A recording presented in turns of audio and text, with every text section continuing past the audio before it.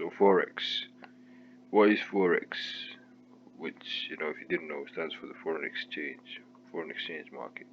So Forex market is a global, decentralized, or over-the-counter market for the trading of currencies. So by Google definition, it says the market determines foreign exchange rates for every currency. It includes all aspects: buying, selling, and exchanging currencies at current or determined prices. Alright, so that's what Forex is for those who didn't know.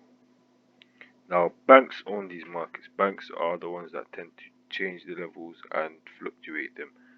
So you cannot be, ideally you want to think like the banks, because thinking like the banks means you will know where the key levels are, you know when price will have a reversal or retracement or diversion from whatever level it has. So, I mean, that's another reason why we use the basics such as support, resistance, trend lines, sometimes Fibonacci's, but mainly price action. So, they're things that the banks tend to use to, that's why you want to use them, because it helps you think like the banks as much as possible.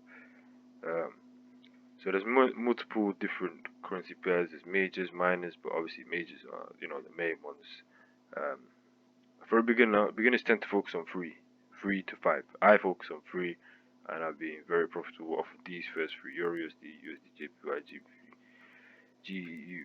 So, yeah, focus on three. Don't focus on too much, because most beginners tend to overwhelm themselves. Yeah, and also forex is, let's say, for example, this corona pandemic. There's been a lot of volatility in markets, and it's a great chance to enter trades and make your money, especially with global events, for example, the pandemic.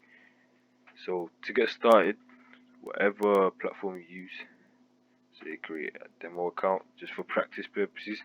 Once you realize you're very consistent in the demo account, then you should jump into live trading, because the psychology of trading is something that you also need to master. I mean, I personally think it's more important than the actual strategy you're using.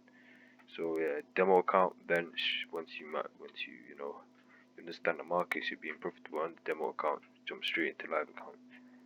Um, yeah, and brokers. If you get a broker, don't over leverage, please. Please, God, don't over leverage, because yeah, a lot of traders tend to over leverage.